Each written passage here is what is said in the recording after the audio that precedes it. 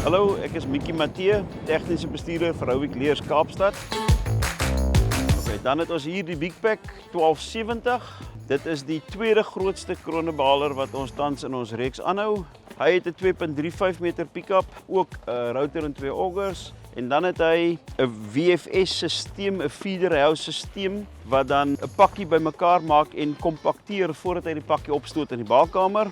Hy is ook nou toegerus met 6 V-knotters. Dis krone se knoper wat nie meer toutjies afgooi nie, dis double knotters. Met ander woorde, as die naalde opgaan, maak hy 2 knope. Hy maak 'n knop om die bal klaar te maak en hy maak onmiddellik nog 'n knop om die volgende bal se begin te vorm.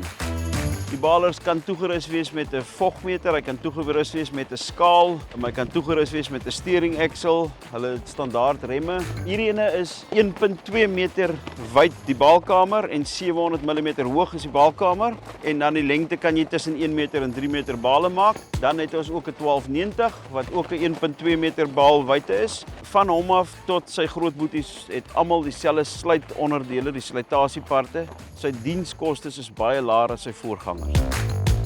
Dankie julle, ek hoop julle kon iets wys raak.